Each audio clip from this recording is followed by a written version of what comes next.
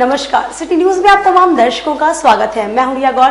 खबरों की ओर बढ़ने से पहले आइए एक नजर डाल लेते हैं आज की सुर्खियों पर। हेडलाइन के प्रायोजक हैं आवासीय उज्जवल विद्यापीठ। बच्चों के भविष्य के लिए एक कदम हमारे साथ बढ़ें। जिले में पहली बार बैड टच का मामला हुआ दर्ज। पुलिस ने टेलर मास्टर को किया गिरफ्तार। अपराध की योजना बना रहे 3 अपराधी को फिर पियर थाना की पुलिस ने हथियार के साथ किया गिरफ्तार। और आम के बगीचे में हथियार लहराते वीडियो वायरल होने के बाद पुलिस ने युवक को हथियार के साथ किया गिरफ्तार। तो ये थी आज की सुर्खियां। खबरें विस्तार से। जिले में पहली बार बैड टच मामले में प्राथमिकी दर्ज। पुलिस ने आरोपी दर्जी को गिरफ्तार कर लिया। मुजफ्फरपुर के नगर थाना क्षेत्र की एक नाबालिग छात्रा का कपड़े का माप लेने के दौरान बैड टच का मामला सामने आया है। छात्रा के साथ जबरन 1 घंटे तक मापी के दौरान कपड़े के अंदर हाथ घुसाकर बैड टच किया गया। मामला नगर थाना क्षेत्र के पुरानी गुदरी मोहल्ले का है। छात्रा की शिकायत के बाद पुलिस ने आरोपित टेलर मोहम्मद सगीर को गिरफ्तार कर लिया है। फिलहाल नगर थाने पर रखकर उससे पूछताछ की जा रही है। छात्रा ने एफआईआर दर्ज कराने के लिए नगर थाने में आवेदन दिया है। इसमें पुलिस को बताया है कि उसे एक नाटक में शामिल होना था, जिसके लिए ब्लाउज की जरूरत थी। रेडीमेड दुकान से ब्लाउज लेने के बाद फिटिंग कराने के लिए मोहल्ले के टेलर के पास गए। इस दौरान टेलर ने लगभग 1 घंटे तक मेरी मापी ली। विरोध करने पर टेलर ने जबरदस्ती की। बहाने कर मेरे कपड़े के अंदर हाथ घुसाकर टटोल कर माप लेने लगा। किसी तरह टेलर को धक्का देकर वहां से भागी। इसके बाद घर पहुंचकर परिजनों को घटना की जानकारी दिया। पूरे मामले को लेकर नगर डीएसपी सीमा देवी ने बताया कि मामले में आरोपित टेलर सगीर को हिरासत में ले लिया गया है। आवेदन की जांच कर एफआईआर दर्ज कर जांच की जा रही है। टाउन थाना क्षेत्र में शिकायत मिली थी कल कि एक लड़की नापी के लिए टेलर के पास गई और उसी दौरान नापी लेने के दौरान उसके साथ छेड़छाड़ की गई और वादिका के आवेदन पर हमने प्राथमिकी दर्ज करते हुए अभियुक्त को आज न्यायिक हिरासत में भेजा है। अपराध की योजना बना रहे 3 शातिर अपराधी को पियर थाना की पुलिस ने हथियार के साथ गिरफ्तार किया। रविवार को ग्रामीण एसपी विद्यासागर को गुप्त सूचना मिली कि पियर थाना क्षेत्र के जरंगी से बंगाही जाने वाली रास्ते में आम के बगीचे में कुछ अपराधी अवैध हथियार से लैस होकर मोटरसाइकिल से किसी बड़ी अपराधी घटना को अंजाम देने की योजना बना रहे हैं। सूचना के आधार पर ग्रामीण एसपी ने अनुमंडल पुलिस पदाधिकारी पूर्वी 2 को मुजफ्फरपुर के नेतृत्व में एक विशेष टीम का गठन किया। टीम द्वारा त्वरित कार्रवाई करते हुए आम के बगीचे में अपराध की योजना बना रहे 3 अपराधियों को हथियार के साथ गिरफ्तार किया गया, जिनके पास से 1 पिस्टल, 3 गोली, चोरी की 2 मोटरसाइकिल और 3 मोबाइल बरामद किया गया। पकड़े गए अपराधियों की पहचान समस्तीपुर जिले के चक महसी थाना क्षेत्र के हरेंद्र कुमार और रंजन कुमार के साथ गायघाट थाना क्षेत्र निवासी रोशन कुमार के रूप में हुई है। ग्रामीण एसपी विद्यासागर ने बताया कि यह गिरोह चोरी की बाइक पर हथियार की बदौलत लूटपाट की घटनाओं को अंजाम देता था। इनके पास से अवैध हथियार, कारतूस और R15 मोटरसाइकिल जो पियर थाना क्षेत्र और दिल्ली के अलीनगर से चोरी की गई, एक टीवीएस मोटरसाइकिल बरामद किया गया है। ये पियर थाना क्षेत्र का मामला है। आज अहले सुबह की घटना है। सुबह में करीब 4 बजे 4:30 बजे के आसपास गोपनीय सूचना मिली और ये सूचना हमारे जो एसडीपीओ हैं मनोज कुमार सिंह को मिली कि वो पियर थाना क्षेत्र अंतर्गत जरंगी से बंगाही जाने वाली जो सड़क है उसी में आम के बगीचे के पास 5 लोग बैठे हुए हैं जो मोबाइल चमका रहे हैं, जिससे कि वो दूर से ही पता चल रहा है और वो किसी बड़ी घटना को अंजाम देने वाले हैं।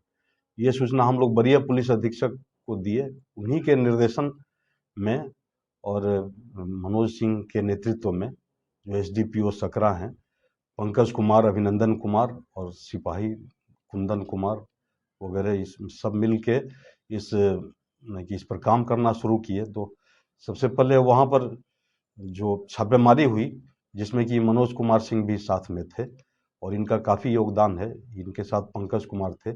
ये सब लोग वहाँ जाकर छापेमारी किए। छापेमारी के क्रम में वहाँ से 3 लोग तो पकड़े गए, लेकिन 2 अपराधी वहां से भागने में सफल हुए।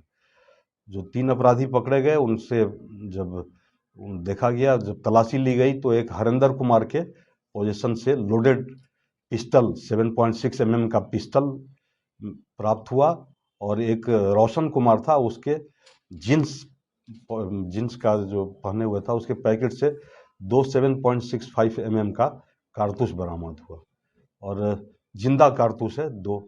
और इसके अलावा जब 2 मोटरसाइकिल, एक R15 मोटरसाइकिल, एक TVS मोटरसाइकिल है, उसके बारे में छानबीन होने लगी, तो छानबीन के अनुसंधान के क्रम में R15 जो मोटरसाइकिल है वो पूर्व में ही पियर थाने से चोरी हो गया था, जिसमें कि 180/24 कांड दर्ज है, करीब 1 महीना पहले चोरी हुआ था। और जो दूसरी मोटरसाइकिल जो TVS मोटरसाइकिल है, उसके बारे में पता किया गया तो ये दिल्ली के अली नगर में चोरी हुआ था, और जब हरेंद्र कुमार उसमें चोरी किया था दिल्ली से, उससे स्वीकारोक्ति बयान में उसने बताया कि हम दिल्ली में अली नगर से चोरी किए थे और बस पर लाद करके वहां से लेके आए थे यहाँ पर।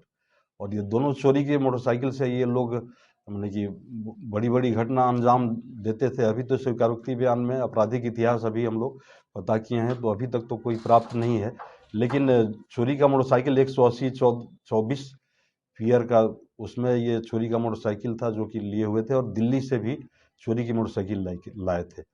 और चोरी के मोटरसाइकिल से और अवैध हथियार के साथ और कि किसी बड़ी घटना को अंजाम देना चाह रहे थे, और अच्छा हुआ कि हाले सुबह ही गोपनीय सूचना के आधार पर इन लोगों की गिरफ्तारी हुई है। अभी भी टीम के सदस्य फिर रात में छापेमारी कर उन 2 जो भागे हुए 2 लोग हैं, टोनी और विवेक, उसको गिरफ्तार करेंगे। कहाँ के रहने वाले हैं ये? हाँ, ये जो 3 है, 3 में एक रोशन कुमार है जो गायघाट का है, और एक रंजन कुमार है, ये सैदपुर चक महेशी जिला समस्तीपुर का है, और ये हरेंद्र के बारे में पता चला है कि ये चक्की गांव का है, जो कि चक महेशी समस्तीपुर में ही। इन लोगों का गिरोह कहाँ तक फैला हुआ है? इन लोगों का गिरोह अधिकांश वो जो दरभंगा, समस्तीपुर और मुजफ्फरपुर का जो कि इंटरसेक्शन इलाका है, उसी में ये लोग काम करते थे, और सीमावर्ती क्षेत्रों में ही ये लोग किसी अपराध को अंजाम देते थे, या छोटे मोटे स्तर पे जो लूट की घटना। बाइक चोरी कर गया, क्या वहाँ भी ये लोग सक्रिय थे? नहीं, अभी तो स्वीकार नहीं कर रहा है। हरेंद्र कुमार वहाँ सक्रिय था, तभी तो वहाँ से चोरी का मोटरसाइकिल और भी बस पे रख करके यहाँ पर लेते हैं। मीनापुर थाना क्षेत्र के अली नेवरा गांव में पूर्व उप सरपंच और उनके भाई भतीजे को गोली मारने वाले शूटर को पुलिस ने किया गिरफ्तार। मीनापुर थाना क्षेत्र के अली नेवरा गांव के पूर्व उप सरपंच और उनके भाई भतीजे को लूट के दौरान गोली मार दी गई थी। इस मामले में उप सरपंच की बाद में इलाज के दौरान मौत हो गई थी। इस मामले का उद्भेदन मुजफ्फरपुर पुलिस के द्वारा कर लिया गया है। उप सरपंच को गोली मारकर फरार आरोपित बिट्टू सहनी और धर्मेंद्र को आखिर पुलिस ने दबोची लिया है। दोनों को वाहन चेकिंग के दौरान पकड़ा गया। पूरे मामले को लेकर ग्रामीण SP विद्यासागर का कहना है कि मीनापुर थाना क्षेत्र के अली नेवरा गांव में की गई हत्या के मामले में SDPO शहरियार अख्तर के नेतृत्व में बनाई गई टीम लगातार काम कर रही थी। इसमें पुलिस ने एक टीम को नेपाल भी भेजा था, क्योंकि हत्याकांड को अंजाम देने वाले अभियुक्त में से एक अभियुक्त नेपाल का रहने वाला बताया जा रहा था। उन्होंने बताया कि शनिवार को वाहन चेकिंग के दौरान विश्वकर्मा चौक से पहले एक पल्सर पर सवार 2 संदिग्ध को दबोचा गया। छानबीन के क्रम में एक की जेब से पिस्तौल, दूसरे की जेब से 9 mm की 2 गोली बरामद की गई है। पूछताछ के क्रम में दोनों ने हत्याकांड में अपनी संलिप्तता स्वीकार की है। गिरफ्तार बिट्टू सहनी और धर्मेंद्र का पूर्व से काफी लंबा चौड़ा आपराधिक इतिहास रहा है। लूट और नारकोटिक्स सहित कई मामलों में ये दोनों जेल भी जा चुके हैं।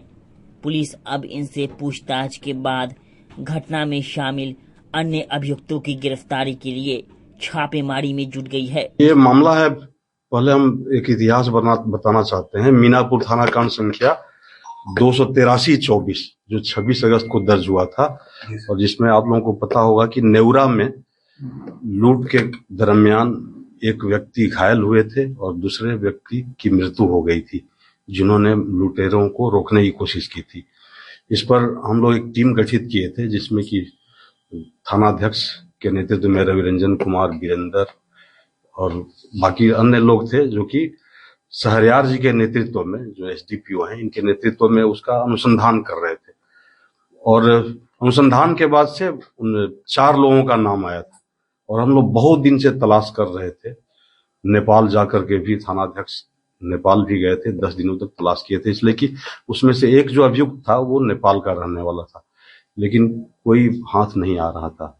आज 9/11/24 को संध्या विश्वकर्मा चौक के 2 किलोमीटर अंदर हम लोग वाहन चेकिंग के लिए लोगों को लगाए थे, जिसमें सहरयार जी के नेतृत्व में रवि रंजन कुमार थे और संतोष स्वयं थे ही थानाध्यक्ष, सूरज देवा जो परीक्षामान है वो थे, सिपाही दीनानाथ, सिपाही वीरेंद्र कुमार और हवलदार सरजुग सिंह। ये सारे लोग वहां पे वाहन चेकिंग कर रहे थे। वाहन चेकिंग के क्रम में एक पल्सर मोटरसाइकिल पर बैठा हुआ 2 युवक था, उसको रोका गया। संतोष और रवि रंजन उससे पूछताछ करने लगे। पूछताछ के क्रम में सबसे पहले इन्होंने उसके कमर को देखा, तो एक के कमर से एक पिस्टल मिला और दूसरे के पॉकेट से 2 जिंदा कारतूस 9mm का 2 जिंदा कारतूस मिला। उसके बाद हम लोग उसको थाने पर लाए। विशेष पूछताछ करने पर उन्होंने, देखिए उनका नाम है, एक का बिट्टू सहनी और दूसरे का नाम है छोटू उर्फ धर्मेंद्र, और ये दोनों अपना मीनापुर के ही रहने वाले हैं। अहियापुर, झपाहाडीह जो अहियापुर में पड़ता है ना, झपाहाडीह के रहने वाले हैं, अहियापुर में। और तब उन्होंने स्वीकार भी किया और हम लोगों ने पता लगाया कि ये दोनों मिलकर अहियापुर में बहुत सारा कांड किए हैं, जिसमें लूट के मामले हैं, डकैती का मामला है, एनडीपीएस एक्ट में भी गए हैं। इस तरह के 4 कांडों में, अहियापुर के 4 कांडों में है और कांटी का 1 कांड। तो इसमें ये मिलकर दोनों काम करते थे। और जो अनुसंधान हम लोग पूर्व से कर रहे थे उसमें 4 लोग आए थे, जिसमें कि ये बिट्टू सहनी भी हैं, छोटू उर्फ धर्मेंद्र भी हैं और दोनों भी है ना, दोनों लखिंदर जो नेपाल का रहने वाला है उसकी संलिप्तता है, और एक और शिवम झा जो कि कांटी के हैं। ये 4 की संलिप्तता थी। इन 4 की तलाश थी, लेकिन आज संध्या गश्ती के दौरान 2 लोग मिले हैं और बाकी 2 की तलाश भी हम लोग कर रहे हैं।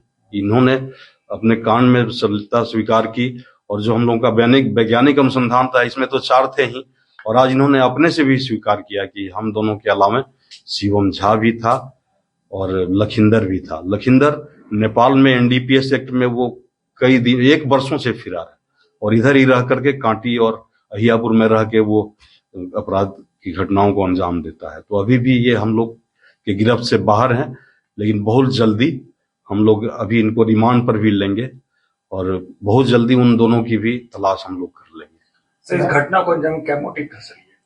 हाँ, मोटिव था, आज का मोटिव भी था कि आज भी ये लोग कोई लूट कांड को अंजाम देने वाले थे, यही 2, क्योंकि बाकी वो 2 भी बता रहे हैं कि वो दोनों किसी दूसरे जगह काम कर रहा है। इनका कहना था कि मोतीपुर की तरफ वो दोनों निकला हुआ था एक दूसरे मोटरसाइकिल से, तो वहां भी हमारी टीम मोतीपुर में भी पीछा कर रही है। कहीं अगर वो मिल जाते हैं तो एक बहुत बड़ी उपलब्धि होगी। मीनापुर के नेवरा में जो घटना हुई थी उसमें ये लोग इन्वॉल्व थे? बिल्कुल थे, वैज्ञानिक अनुसंधान से भी थे जो पूर्व में हम लोग ने किया था, और आज इनके गिरफ्तार होने पर इन्होंने स्वीकार भी किया। घटना के पीछे क्या ये लोग कारण बताए? क्यों? नहीं, कारण तो अभी तक नहीं बताए हैं, लेकिन हम लोग उस पर अनुसंधान कर रहे हैं। प्रथम दृष्टया तो लूट की घटना पर्यवेक्षण में भी आया है, प्रतिवेदन में भी, लेकिन अब मिल जाने के बाद से और भी, चूंकि संध्या गश्ती में ही उनकी गिरफ्तारी हुई है, तो और भी हम लोग पूछताछ करके वो आप लोगों को भी साझा करेंगे। आपराधिक रिकॉर्ड तो बहुत है, हमने बताया ना, अहियापुर थाना कांड में 4 थाना जो कि लूट का, डकैती का, ये सब हम लोग आपको दे रहे हैं। अहियापुर थाना में ये 147/20, 136/20, 665/19, 235/23, ये 4 कांड कि लूट के हैं, आर्म्स एक्ट के हैं, एनडीपीएस के हैं, और एक डकैती की घटना है, कांटी थाना कांड संख्या 304/22, 2022 में ये दोनों मिलकर डकैती किए थे और आर्म्स एक्ट डकैती दोनों में ही इनका नाम था। उस समय जेल भी भेजे गए थे 22 में। सर, घटना में प्रयुक्त हथियार मिलेगी? हाँ, नहीं, घटना में प्रयुक्त एक पल्सर मोटरसाइकिल जिस पर की है 220 सीसी का है ना, 220 सीसी का मोटरसाइकिल मिला है। और जो आगे बिट्टू सहनी था उसके पास पिस्टल, उसके पोजीशन में पिस्टल था। और पीछे जो छोटू उर्फ धर्मेंद्र बैठा था उसके पॉकेट से 2 9mm का कारतूस मिला है, जिंदा कारतूस। बजाज फाइनेंस से फर्जी आधार कार्ड और पैन कार्ड के नाम पर सामान उठाने वाले 2 ठग को पुलिस ने गिरफ्तार कर लिया। बजाज फाइनेंस के आरसीयू मैनेजर राहुल रमन के द्वारा साइबर थाने में एक परिवाद दर्ज किया गया, जिसमें राहुल रमन का कहना है कि फर्जी दस्तावेजों जैसे आधार कार्ड, पैन कार्ड का प्रयोग करके फर्जी तरीके से मुजफ्फरपुर और दरभंगा से लोन पर करीब 6,67,086 रुपए का सामान लेने के बाद ईएमआई का भुगतान नहीं की जा रही, जिसके बाद अनुमंडल पुलिस पदाधिकारी नगर 1 सह थानाध्यक्ष साइबर के नेतृत्व में एक टीम का गठन किया गया। गठित टीम के द्वारा मानवीय और तकनीकी बिंदुओं के आधार पर त्वरित कार्रवाई करते हुए फर्जी दस्तावेजों का प्रयोग करके ठगी करने वाले अपराधी कथैया थाना क्षेत्र से प्रदीप कुमार और नगर थाना क्षेत्र के जोगियामठ मोहल्ले से आदित्य कुमार को गिरफ्तार किया गया है। साइबर थाना प्रभारी सीमा देवी ने बताया कि गिरफ्तार अपराधियों ने पूछताछ में अपने अन्य सहयोगियों के साथ मिलकर फर्जी दस्तावेजों का प्रयोग करके फर्जी तरीके से ईएमआई पर सामान लेने की बात स्वीकार की है। यह लोग फर्जी तरीके से आधार और पैन कार्ड में पता बदलकर लोन ले लेते थे और लोन की राशि ना चुकाकर सामान को बेच देते थे। इनसे पूछताछ के आधार पर पुलिस आगे की कार्रवाई में जुट गई है।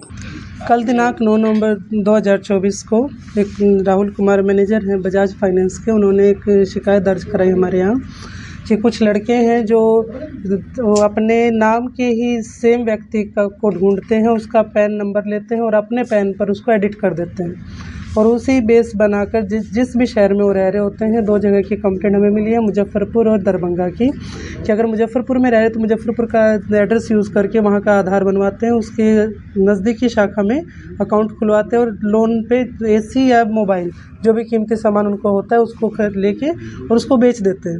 अब उस फर्जी जो उन्होंने पैन कार्ड दूसरे व्यक्ति का यूज़ किया होता है, तो क्योंकि वो पैन कार्ड उससे अटैच है, वेरिफिकेशन में नाम वगैरह ही चेक कर पा रही है फाइनेंस कंपनी, तो उस जो उसका असली खाता धारक है, असली पैन कार्ड धारक है, उसका सिविल ख़राब हो रहा है। उसने दिल्ली से कंप्लेंट की है, हरियाणा के भी एक व्यक्ति से संपर्क किया गया है जिसका वो पैन कार्ड यूज़ किया गया है। तो इस तरह से लगभग इन्होंने 6,67,000 के आसपास की इन्होंने ठगी अभी तक की है। इसमें से हमने 2 व्यक्तियों को गिरफ्तार किया है प्रदीप कुमार जो कथैया जिला का है और यहाँ नगर थाना में किराए पे रह रहे थे, और दूसरे आदित्य कुमार जो कि टाउन थाना के ही हैं। इन दोनों को गिरफ्तार करके आज न्यायिक हिरासत में भेजा जा रहा है। बाकी 1-2 नाम और उन्होंने अपने कन्फेशन में खोले, उन पर हम छापामारी जारी रख रहे हैं। इन लोगों का कुछ आपराधिक इतिहास अभी खोजा गया है, अभी नहीं मिला है। बाकी थानों से भी हम पूछताछ करेंगे कि यदि कोई होगा तो उसके साथ अटैच। क्या बरामद है इनके पास? इनके पास से अभी, क्योंकि ये लोग क्या करते थे कि जो इन्होंने लिया लोन पे एसी या मोबाइल जो भी होता था उसको बेच देते थे, तो वो चीज़ हमें रिकवर नहीं हो पाई। अभी फ़िलहाल इनके पास से आधार कार्ड और 2 मोबाइल इनके पास से बरामद। आधार कार्ड वगैरह कहाँ से और कैसे बनवाते थे? आधार कार्ड क्या होता है कि 7 दिन के बाद आप अपना दूसरा आधार कार्ड बना सकते दूसरे पते पर, तो ये अपना ही आधार कार्ड दूसरा बनवा लेते थे। उसमें ये देख लेते थे कि जो सामने वाला व्यक्ति जो दूसरे जिले का या राज्य का है उसकी डेट ऑफ बर्थ क्या है, उसको एडिट वो उस आधार कार्ड में करवा लेते थे। तो अपने ही आधार को 2-3 जिलों से बनवाए हुए। क्या पूर्व से ये बजाज फाइनेंस से जुड़ा हुआ था क्या? पूर्व से इन्होंने नहीं, अभी फ़िलहाल 1 साल पहले से ये सब कर रहे हैं। जैसे कि EMI टूटी तो यहाँ से छोड़ के दरभंगा में बनवा लिया। अब इनका था कि दरभंगा की भी EMI ये पे नहीं कर रहे थे तो वहाँ से लोन मिलना मुश्किल था, तो तीसरी की प्लानिंग कर रहे थे कहीं और से जाके ले। तो बजाज फाइनेंस द्वारा जब कंप्लेंट की गई तो हम लोगों ने आगे कार्रवाई करी है। दूसरे का डिटेल्स कैसे मिल जाता था? दूसरे का ऑनलाइन कई पोर्टल होते हैं, कई साइट्स ऐसी होती हैं जो में वहाँ के इवन आधार कार्ड आपका कहीं ब्रीच होता है, आप जीमेल में देते हैं, कहीं भी आप कहीं ना कहीं शेयर कर रहे होते हैं, या व्हाट्सएप पे भी हम एक दूसरे को देते हैं, तो ये बाय नेम ढूंढ लेते थे। जैसे इसमें से एक का नाम आदित्य कुमार है, तो आदित्य कुमार का सारी डिटेल वही है, इसने अपनी रखी है, खाली उसका देख लिया है कि उस आदित्य कुमार का पैन कार्ड नंबर क्या है, वो उस पर एडिट करवाया गया है। कितने वर्षों से चल रहा है ये अभी फ़िलहाल इनका 1 साल का पिछले का है कि 1 साल में 6 लाख के आसपास की चीज़ें इन्होंने खरीदी हैं। आधार कार्ड क्या ये जो आधार कार्ड सेवा केंद्र है? हाँ, आधार कार्ड सेवा केंद्र से बाकायदा इन्होंने अपना प्रॉपर चेंज कराया 1 हफ्ते के बाद, क्योंकि दोनों आधार के बनने की जो समय सीमा का अंतर है वो लगभग 8 दिन का है। छठ पर्व समाप्त होने के बाद बाहर जाने वाले यात्रियों की लगातार मुजफ्फरपुर रेलवे स्टेशन पर भीड़ देखी जा रही है। त्योहार के बाद अब प्रवासी काम पर लौटने लगे हैं। इसको लेकर जंक्शन से खुलने और गुजरने वाली ट्रेनों में भारी भीड़ उमड़ रही है। शनिवार को जंक्शन पर सबसे अधिक मिथिला भीड़ को एक्सप्रेस और पवन एक्सप्रेस में भीड़ उमड़ी। खासकर जनरल बोगी में खचाखच भीड़ थी। मुंबई, कोलकाता और दिल्ली जाने वालों की अधिक भीड़ है। सुबह से ही जंक्शन पर यात्रियों की भीड़ जमा होने लगी थी। सबसे पहले सुबह 6:30 बजे Anand Vihar special train number 05283 खुली। ट्रेन की घोषणा होने के साथ ही आरपीएफ दस्ते की निगरानी में यात्रियों को होल्डिंग एरिया से प्लेटफॉर्म पर लाया गया। फिर पंक्तिबद्ध तरीके से सबको ट्रेन में चढ़ाया गया। क्या स्थिति है ट्रेन का? ट्रेन बहुत बुरा हाल है इसका, बहुत भीड़ था इसमें, बहुत काफी भीड़ था। कितना दिक्कत हो रहा है? गेट पर बैठ के आए सब हम लोग सभी। बाथरूम भरा नहीं भरा हुआ है, आप ही जाके देख लीजिए, पूरा भरा। जाना पड़ता है, लोग तो क्या करते हैं? अब एक बाथरूम खुला रख दे, बाकी में भरा हुआ था, रुक के जाते हैं। लगता है कि हर साल इस तरीके से लोग आते हैं, इसके बावजूद सरकार कुछ कर रही है। कुछ करना चाहिए सरकार को, हम लोग बहुत दिक्कत है, भरा भी लगाते फिर भी बैठ के आते नीचे से। लगने के बाद भी यही जिले समेत पूरे देश में अक्षय नवमी पूरे विधि विधान के साथ मनाई गई। अक्षय नवमी आज जिले के साथ देश भर में धूमधाम से मनाई गई। माना जाता है कि कार्तिक शुक्ल पक्ष की नवमी से लेकर पूर्णिमा तिथि तक भगवान विष्णु आंवले के पेड़ पर निवास करते हैं। पंडित प्रभात मिश्र ने बताया कि आंवला नवमी पर आंवले के वृक्ष के पूजन का महत्व है। पुत्र रत्न की प्राप्ति के लिए इस नवमी पूजन का विशेष महत्व माना जाता है। इस दिन आंवले के वृक्ष के नीचे भोजन बनाकर ब्राह्मणों को खिलाना चाहिए। इसके बाद स्वयं भोजन करना चाहिए। इस दिन अधिकतर लोग खिचड़ी बनाते हैं और उसी वृक्ष के नीचे खुद और दूसरों को भी ग्रहण कराते हैं। कार्तिक मास की शुक्ल पक्ष की नवमी को मनाया जाता है। यह तिथि को बहुत ही मान्यता मिलता है। इस दिन भगवान विष्णु और शिव जी की वास आंवले के पेड़ में रहता है, इसलिए हम लोग सभी मिल के आंवले के पेड़ को पूजन करते हैं और सुख समृद्धि और शांति का कामना करते हैं। यह त्योहार सबके दरवाजे पर लगे हुए आंवले के पेड़ के नीचे खाने से बहुत ही शांति मिलती है। आम के बगीचे में हथियार से फायरिंग करने का वीडियो वायरल होने के बाद पुलिस ने युवक को हथियार के साथ गिरफ्तार कर। मुजफ्फरपुर में सोशल मीडिया पर हथियार लहराना एक युवक को भारी पड़ गया। आपको बताते चले कि पूरा मामला मुजफ्फरपुर जिले के कांटी थाना क्षेत्र के दामोदरपुर गांव के पठान टोली मोहल्ले का है, जहां बीते दिनों एक युवक के द्वारा हथियार लहराने का वीडियो सोशल मीडिया पर बड़ी तेजी के साथ वायरल हुआ था। मामले में मुजफ्फरपुर पुलिस ने संज्ञान लेते हुए कांटी थाना प्रभारी को जांच का आदेश दिया था, जिसके बाद कांटी थाना अध्यक्ष सुधाकर पांडे ने वायरल वीडियो की सत्यता की जांच करते हुए मामले में कांटी थाना क्षेत्र के दामोदरपुर गांव से मोहम्मद अनवर का बेटा मोहम्मद तौसीफ को वायरल वीडियो में दिख रहे हथियार के साथ गिरफ्तार कर लिया। वहीं पूरे मामले की जानकारी देते हुए ग्रामीण एसपी विद्यासागर ने बताया कि बीते दिनों सोशल मीडिया पर हथियार के साथ एक युवक का वीडियो वायरल हो रहा था। मामले की जांच की गई तो पता चला कि कांटी थाना क्षेत्र के दामोदरपुर गांव का रहने वाला मोहम्मद तौसीफ का वीडियो सोशल मीडिया पर वायरल हो रहा है, जिसके बाद मामले में दामोदरपुर गांव से मोहम्मद तौसीफ को हथियार के साथ गिरफ्तार कर लिया गया है। जब्त हथियार की जांच की जा रही है।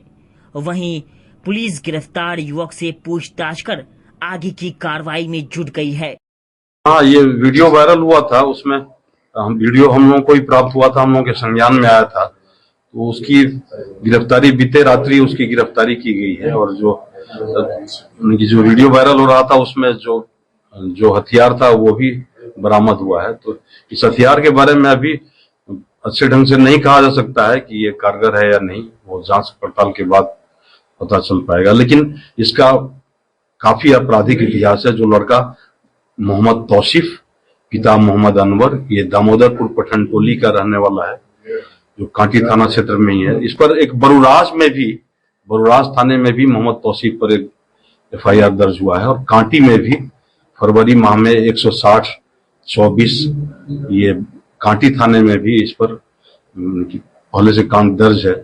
तो ये आपराधिक इतिहास का है, और इसे हम लोग गिरफ्तार कर जेल भेजेंगे। फिर बाद में ये पता करते हैं कि ये हथियार कारगर है या नहीं। वार्ड संख्या 34 की पार्षद व नगर निगम पार्षद संघ के अध्यक्ष ने उप नगर आयुक्त पर कई आरोप लगाए। वार्ड संख्या 34 की पार्षद व नगर निगम पार्षद संघ की अध्यक्ष चंदा कुमारी ने उप नगर आयुक्त रविशंकर प्रसाद पर मोबाइल कॉल नहीं रिसीव करने और उल्टा सीधा बोलने का आरोप लगाया है। कहा कि छठ से पहले पराब पोखर के रास्ते में खराब स्ट्रीट लाइट को ठीक कराने को लेकर 1 दर्जन से अधिक बार कॉल करने पर भी उप नगर आयुक्त द्वारा रिसीव नहीं किया गया।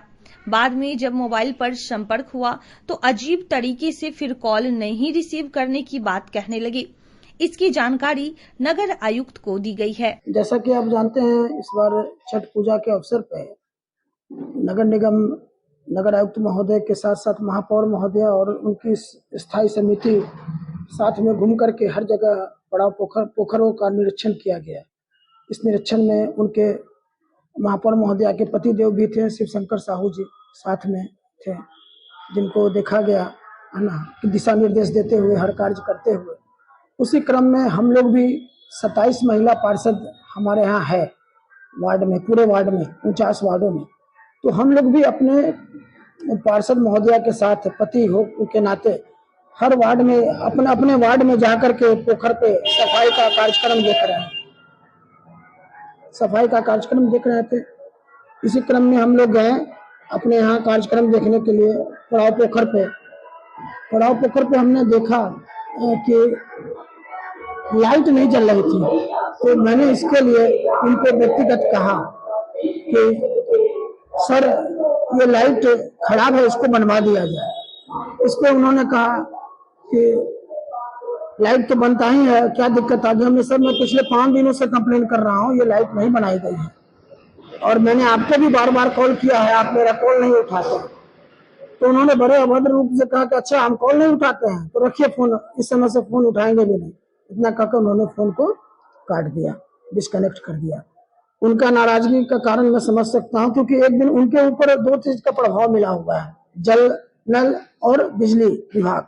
जल नल में उनके द्वारा भेजे गए स्टाफ हमारे यहाँ आते हैं और ट्यूब बांध कर चले जाते हैं, जिसका मैंने ये रखा है। मैंने नगर आयुक्त महोदय को भी भेजा था ये चीज।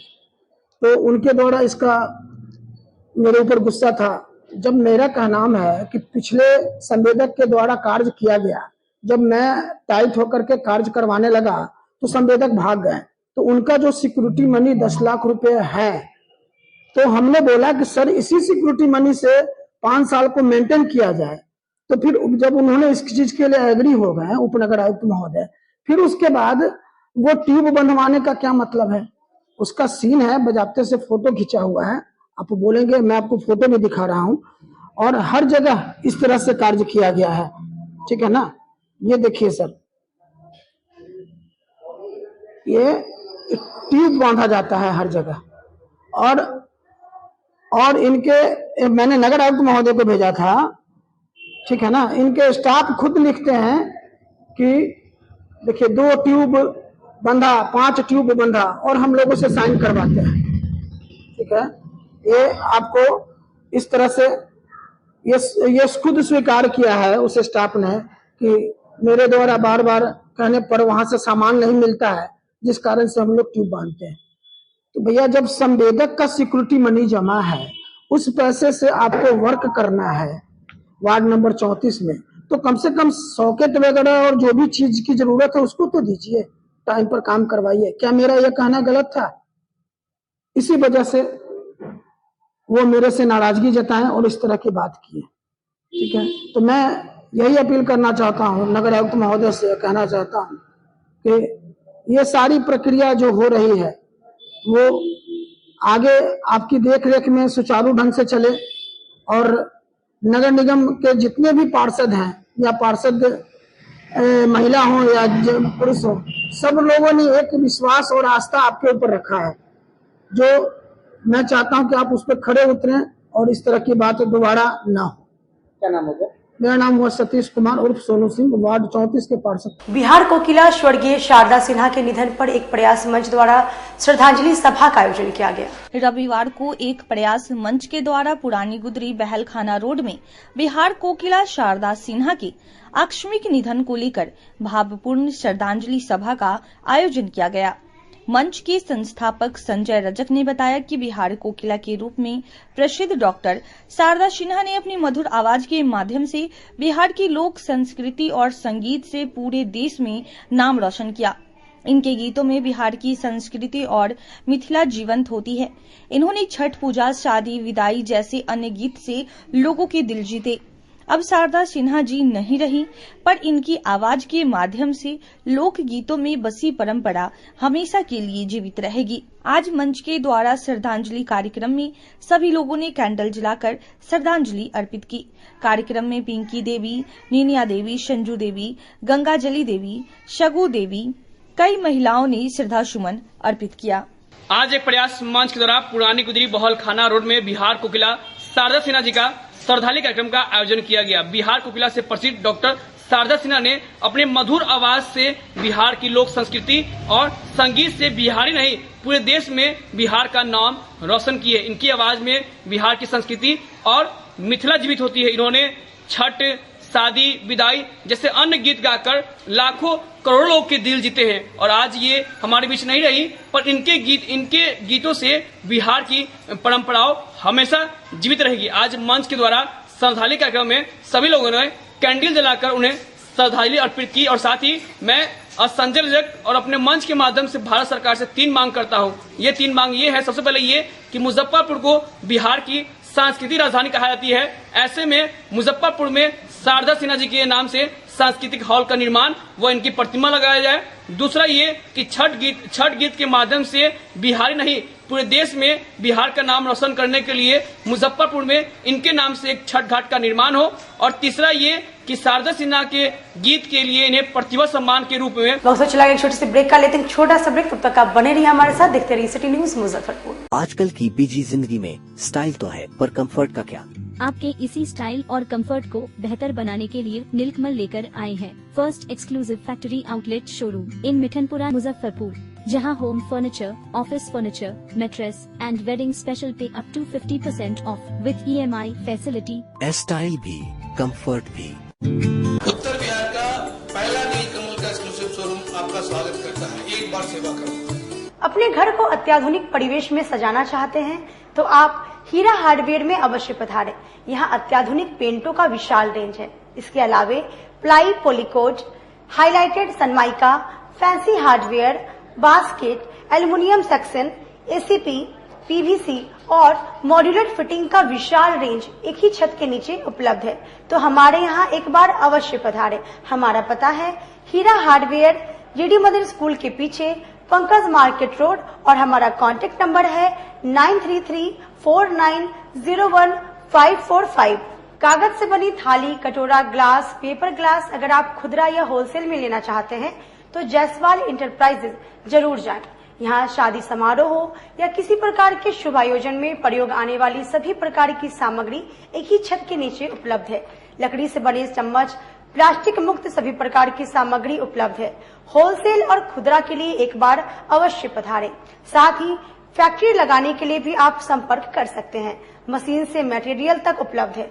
तो आइए, हमारा पता है Jaiswal enterprises, proprietor Sanjay Jaiswal, Pankaj market, new Durga मंदिर, और हमारा कॉन्टेक्ट नंबर है 9304002091। लगातार 10 वर्षों से विभिन्न परीक्षाओं में सर्वश्रेष्ठ परिणाम। हम हैं आवासीय उज्ज्वल विद्यापीठ मुजफ्फरपुर। इस स्कूल में सर्वश्रेष्ठ कोचिंग पैटर्न से बच्चों को पढ़ाया जाता है। प्ले से 10वीं तक की पढ़ाई स्वच्छ वातावरण में कराई जाती है। यहाँ आधुनिक छात्रावास की व्यवस्था है।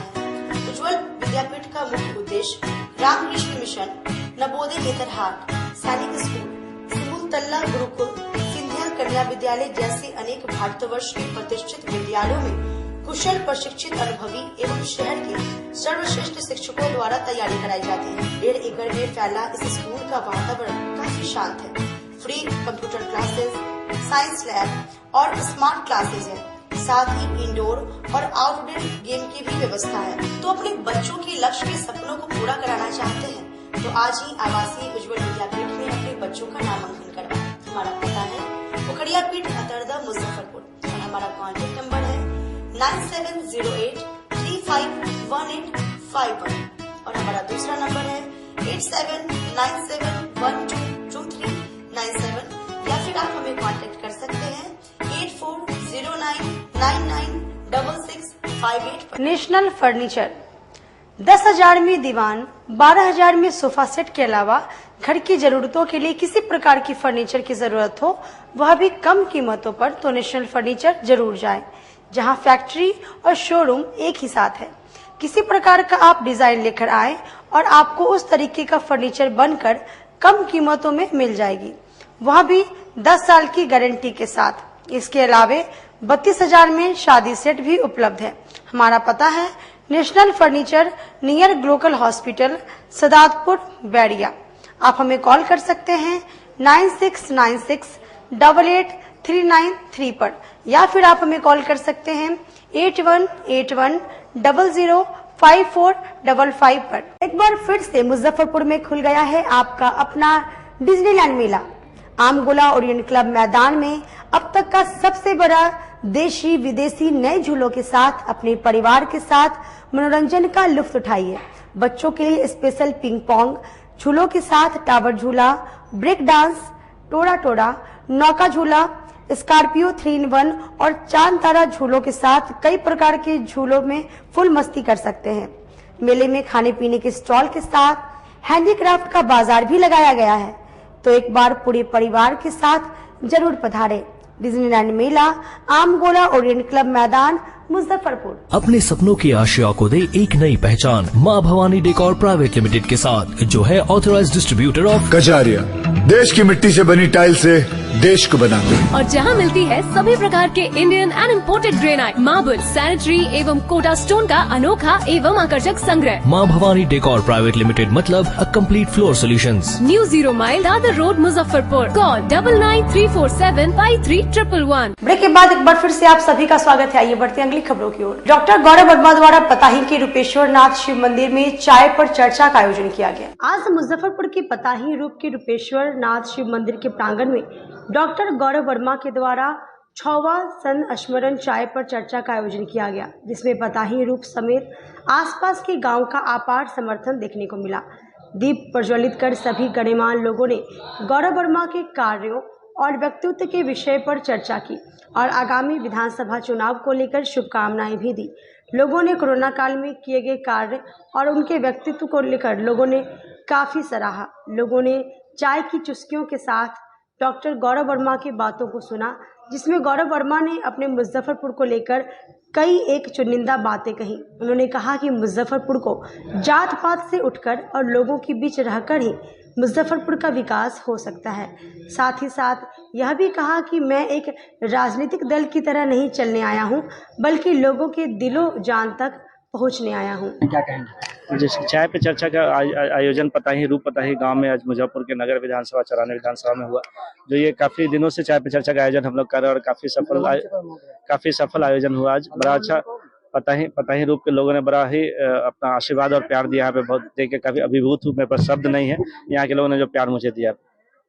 कैसा सहयोग मिला सर? यहाँ के लोगों ने मुझे खुद ही बुलाया और बड़ा अच्छा उन लोगों ने सबने बड़ा इतना अच्छा अरेंजमेंट किया और इतना अच्छा यहाँ पे संवाद हुआ। सीधा संवाद जनता से, पताही की जनता से हुआ और यहाँ की समस्याओं से अवगत कराया गया और यहाँ पे क्या क्या प्रॉब्लम्स है, क्या क्या सोल्यूशन है, और उन्होंने आश्वासन भी दिया कि हमारा सहयोग और आशीर्वाद आपके पास रहेगा। छठा संस्करण है सर, कैसा सहयोग मिल रहा है सभी संस्करण में? क्या हुनर देखने को मिल रही है? जी, मुजफ्फरपुर में एक बदलाव की लहर दिख रही है और युवा वर्ग ने ठान लिया है कि बदलाव करके ही मानेंगे। किन मुद्दों को लेकर सर चुनाव लड़ेंगे आप? सिंपल, हमारा शिक्षा, स्वास्थ्य और सुरक्षा पे चुनाव का है और शिक्षा को ही बढ़ावा देना है। यहाँ पे मेरा मेन मोटिव है। आप एक डॉक्टर हैं सर, चिकित्सा को लेकर क्या कुछ रहेगा? चिकित्सा पे तो मेरा खास फोकस रहेगा। मैं डॉक्टर हूँ खुद पेशे से, चिकित्सा को तो मेरा खास फोकस रहेगा। चिकित्सा में जो कमियां हो मैं ज्यादा अच्छे से समझ सकता हूँ और उसमें क्या क्या सुधार किया सकता हूँ वो भी मैं कर सकता हूँ। चिकित्सक से राजनीति के करियर सफर कैसे रहा? ये कैरियर चिकित्सक और राजनीति दोनों ही समाज सेवा का भाव है दोनों के अंदर, तो दोनों ही एक समाज का ही उद्धार करने के लिए दोनों ही पेशा है। देखिए, चाय का चर्चा, चाय की मिठास और चाय की गर्माहट जो है वो बदलाव की गर्माहट है। मैं किसी चुनाव, किसी नेता और किसी पार्टी की बात नहीं करता। मैं युवा हस्ताक्षर और चर्चित डॉक्टर गौरव वर्मा की बात करता हूं। ऐसे लोग जो समाज की मुख्य धारा में आकर समाज की सेवा करना चाहते हैं। मैं राजनीति की समझ नहीं है मुझे, मैं राजनीति करता भी नहीं, मुझे राजनीति आती भी नहीं, लेकिन समाज की सेवा के लिए अगर कोई आगे आ रहे हैं और चाय के चर्चा को उन्होंने एक बहाना बनाया है कि हम लोगों से मिलकर शहर को समझे, शहर के सुख दुख को समझे, तो मुझे लगता है कि ऐसे आयोजनों में हम सबको भाग लेना चाहिए ताकि चाय के चर्चे के बहाने मुजफ्फरपुर की पहचान राष्ट्रीय नहीं अंतर्राष्ट्रीय स्तर पर बने। आखिर क्या वजह है कि ऐश्वर्या जिस लहठी को मुजफ्फरपुर से मंगवा कर अपनी शादी में पहनती है, उस लहठी की कोई अंतर्राष्ट्रीय पहचान नहीं है। आम और लीची की मिठास अब तक पूरी दुनिया में क्यों नहीं पहुंच सकी है? दर्द इस बात का है और यही वजह है कि चाय की चर्चा बड़ी महत्वपूर्ण है और छठे संस्करण की भीड़ आप बता रही है कि सब शहर को लेकर चिंतित है और चिंतन इस बात का तय करना है सूत्र कि हमें शहर के लिए क्या करना है, हम सबको क्या करना है। चैम्बर ऑफ कॉमर्स के सभागार में समाज सेवी भिखारी सिंह की चौथी पुण्यतिथि पर श्रद्धांजलि सभा का आयोजन किया गया। महाराणा प्रताप सेवा संस्थान के संस्थापक अध्यक्ष सह भाजपा के पूर्व जिला अध्यक्ष, पूर्व वार्ड पार्षद और अनेक सेवा संस्थानों के मार्गदर्शक स्मृति शेष राजेश्वर प्रसाद सिंह उर्फ भिखारी जी की चौथी पुण्यतिथि पर रविवार को चैम्बर ऑफ कॉमर्स में श्रद्धांजलि सभा का आयोजन किया गया। इस दौरान उपस्थित लोगों ने स्मृति शेष राजेश्वर प्रसाद सिंह के छाया चित्र पर पुष्प अर्पित कर नमन करते हुए उन्हें श्रद्धांजलि अर्पित की। मौके पर राजेश्वर प्रसाद सिंह के पुत्र ने कहा कि महाराणा प्रताप सेवा संस्थान के संस्थापक सदस्यों में हमारे पिताजी शामिल रहे हैं और आज उन्हीं के द्वारा ये पुण्यतिथि कार्यक्रम आयोजित किया गया है।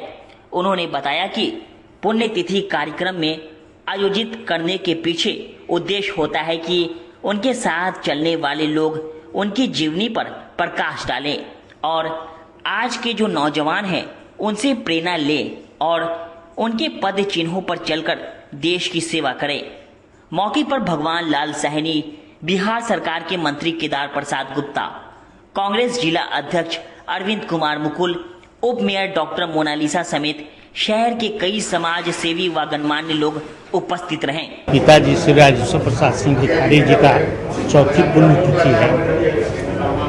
उन्होंने महाराणा प्रताप सेवा संस्थान की स्थापना किया था, उन्हीं के द्वारा यह पुण्यतिथि मनाया जा रहा है।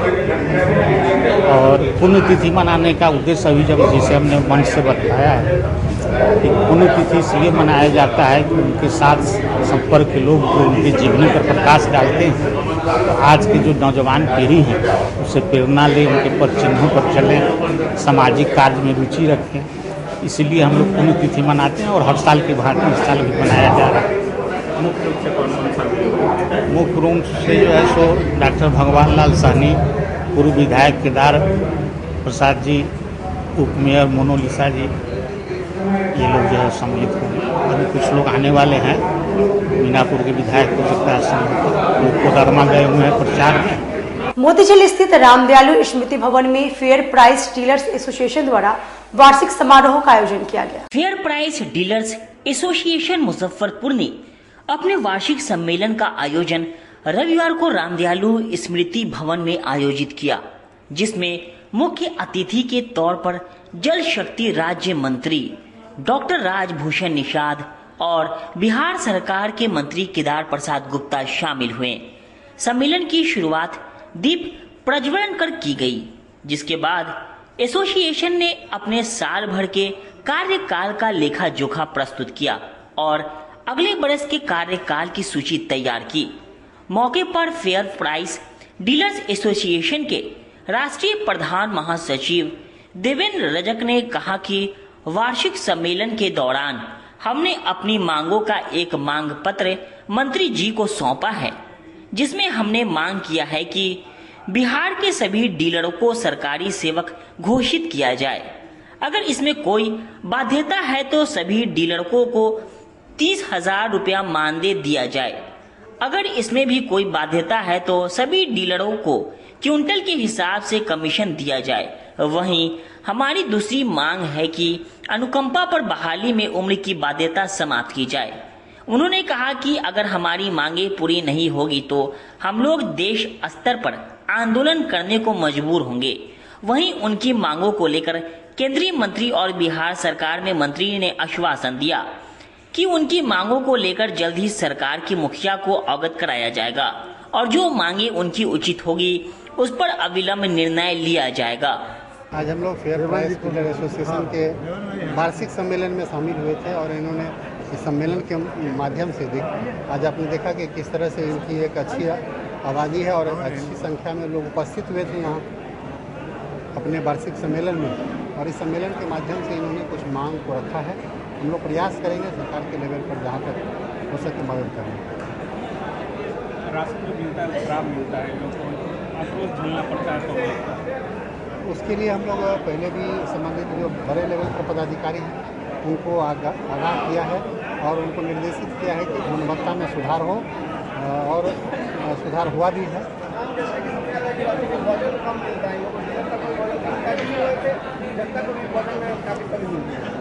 देखिए उस पर भी हम लोग काम कर रहे हैं और निश्चित रूप से आने वाले दिनों में जो भी विसंगतियां हैं, जो भी खामियां हैं, उसको हम लोग दूर कर लेंगे। जो मानदेय लोगों को मिलता है वो बहुत कम मिलता है, ये बहुत बड़ा मांग मिलता है।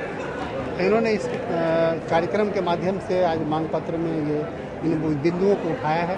हम सब लोग शामिल हुए हैं, हमारे नेता और केंद्र के मंत्री डॉक्टर राजभूषण निषाद जी शामिल हुए हैं, या देवन रजक जी, राम बाबू पटेल जी, इन लोगों के बुलावा पर यह कार्यक्रम किया गया है और काफ़ी लोग संघर्षरत रहते हैं। इनकी कुछ डिमांडें जायज़ है, हम उस डिमांड को अपने राज्य स्तर पर अपने माननीय मुख्यमंत्री जी से, अपने राज्य के खाद्य आपूर्ति मंत्री जी से बात करेंगे और जो संभव होगा उसमें हम लोग उसको निपटारा करेंगे। सम्मेलन का हम लोग का एक हर साल होते रहता है, जिसमें हमारा साल भर का एजेंडा हम लोग तय करते हैं और आगे क्या कार्यक्रम करना है उसमें लेखा जोखा तमाम चीज़ देते हैं।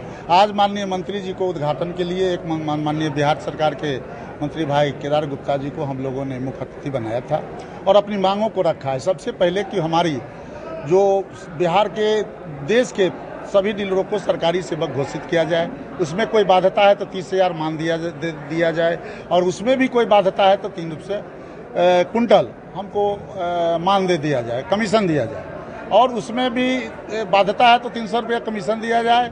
दूसरा मांग था कि 58 वर्ष अनुकंपा में आप जो दे रहे हैं, अनुकंपा के लाभ दे रहे हैं, सो हम उस चीज़ को हटाना चाहते हैं। जो पूर्व के भांति था, कभी भी डीलर मरते थे तो उनके आश्रितों को दुकान होता था। तो ये प्रमुख 2 मांगे हैं हमारा है, उस पर ज़्यादा फोकस दिया गया है और सारा गुणवत्ता और ये सब चीज़ें हैं लोकल स्तर पर हैं, डीएम के स्तर से हम लोग सॉल्व करते रहते हैं। लेकिन भारत के पूरे डीलरों और बिहार के 55,000 डीलरों को सरकारी सेवक अगर ये सरकार या मान दे जिससे हमारा परिवार का भरण पोषण नहीं होगा तो निश्चित रूप से बिहार लेवल से, देश लेवल से हम लोग आंदोलन करेंगे। इसके लिए आज बैठक बुलाई जी।